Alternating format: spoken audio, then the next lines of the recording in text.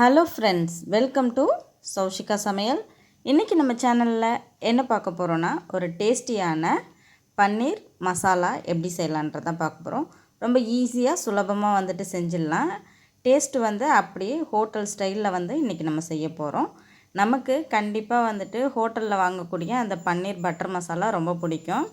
அதே ஸ்டைலில் இன்றைக்கி வந்து நம்ம வீட்டிலையே வந்துட்டு டேஸ்டியாக வந்துட்டு செய்ய போகிறேன். இப்போ வாங்க நம்ம அதை எப்படி செய்யலான்றதை பார்க்கலாம். இதுக்கு வந்துட்டு ஒரு 200 கிராம் பன்னீர் வந்துட்டு நான் எடுத்து வச்சுருக்கேன். இந்த பன்னீர் வந்து நல்லா சாஃப்டாக இருக்கிற மாதிரி பார்த்துக்கோங்க.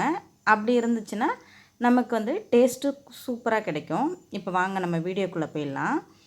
இப்போ வந்துட்டு எந்த பாத்திரத்தில் செய்ய போகிறீங்களோ அதை அடுப்பில் வச்சு அது நல்லா ஹீட் ஆனதுக்கப்புறமா நல்லா வந்துட்டு ஒரு பெரிய துண்டு பட்டரை வந்துட்டு கட் பண்ணி சேர்த்துக்கோங்க. சேர்த்து அது நல்லா மெல்ட் ஆனதுக்கப்புறமா நம்ம வந்துட்டு இதில் கொஞ்சமாக வந்துட்டு தாளிப்புக்கு சோம்பு சேர்க்கலாம். சோம்பு சேர்த்து சோம்பு நல்லா பொரிஞ்சதுக்கப்புறமா 2 பெரிய சைஸ் வெங்காயம், நல்லா 2லேருந்து 3 பெரிய சைஸ் தக்காளி வந்துட்டு சேர்த்துக்கோங்க. நான் வந்துட்டு அதை காட்டில் ரொம்ப லென்த்தியாக போகுன்றதுனால வெங்காயம் தக்காளி ஈக்குவல் போர்ஷனில் எடுத்துக்கோங்க. 2 பெரிய சைஸ் வெங்காயம், நல்லா 2 பெரிய சைஸ் தக்காளி. இல்லைன்னா உங்களுக்கு தக்காளி பிடிக்கும்னா 3 தக்காளி கூட சேர்த்துக்கலாம், நம்ம விருப்பம்தான். மிக்ஸி ஜாரையும் அலசி ஊற்றிட்டு இப்போ கொஞ்சமாக வந்து ஒரு 1/4 ஸ்பூன் வந்துட்டு மஞ்சத்தூள், நல்லா அந்த ஸ்பூனில் 1/2 ஸ்பூன் வந்துட்டு காஷ்மீரி மிளகாத்தூள், 1 ஸ்பூன் வந்துட்டு வெறும் மிளகாத்தூள் சேர்த்துருக்கேன். அதுக்கப்புறம் 1/4 ஸ்பூன் வந்துட்டு கரம் மசாலா, இது எல்லாத்தையும் சேர்த்துட்டு நல்லா கலந்து விட்டுக்கலாம். கலந்து விட்டுட்டதுக்கப்புறமா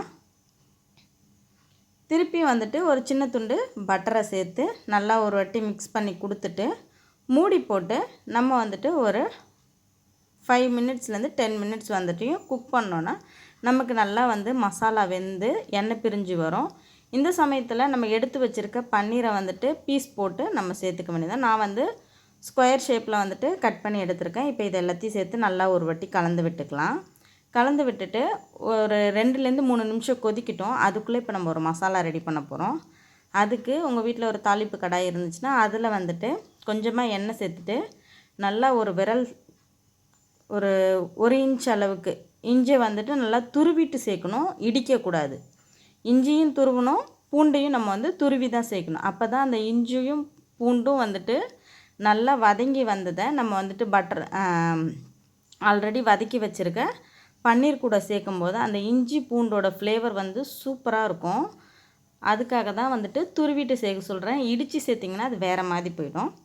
இஞ்சி வந்துட்டு நல்லா ஒரு துண்டு சைஸுக்கு சேர்த்துக்கோங்க.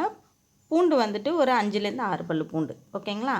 இது எல்லாத்தையும் சேர்த்துட்டு நல்லா ஒரு 2 நிமிஷம் மூடி போட்டு வேக விட்டுட்டு திருப்பி ஓப்பன் பண்ணி நம்ம கஸ்தூரி மேத்தி இருந்துச்சுன்னா அதையும் தூவி விட்டுட்டு அவ்வளோதான். திருப்பி ஒரு 2 மினிட்ஸ் வந்து மூடி போட்டிங்கன்னா அந்த கஸ்தூரி மேத்தியோட ஃப்ளேவர் வந்துட்டு நமக்கு நல்லா பன்னீரில் இறங்கும். இப்போ வந்துட்டு இந்த சமயத்தில் உங்கள் வீட்டில் ஃப்ரெஷ் க்ரீம் இருந்தால் ஃப்ரெஷ் க்ரீம் கொஞ்சமாக சேர்த்துக்கோங்க. இன்கேஸ் இல்லை அப்படின்னா நமக்கு வந்துட்டு பால் பவுட்ரு கிடச்சிதுன்னா கூட அதை திக்காக நல்லா பேஸ்ட் மாதிரி மிக்ஸ் பண்ணிவிட்டு அப்படியே ஊற்றிட்டிங்கன்னா நமக்கு அந்த ஹோட்டல்ஸ் டேஸ்ட் வந்துட்டு அப்படியே கிடச்சிரும். ஃபைனலாக வந்து கொத்தமல்லி இலை தூவி இறக்கிட்டா அவ்வளோதான், பன்னீர் மசாலா வந்துட்டு நமக்கு ரெடி ஆகிடுச்சு ஃப்ரெண்ட்ஸ். ரொம்ப ஈஸியாக சுலபமாக செய்யக்கூடிய ஒரு டிஷ்ஷு தான் இது. இது வந்துட்டு சப்பாத்தி எல்லாத்துக்குமே நான்கெல்லாம் ரொம்ப சூப்பராக இருக்கும். கண்டிப்பாக இந்த ரெசிபியை வந்து வீட்டில் ட்ரை பண்ணி பார்த்துட்டு எப்படி இருக்குன்றதை கமெண்ட் பண்ணுங்கள்.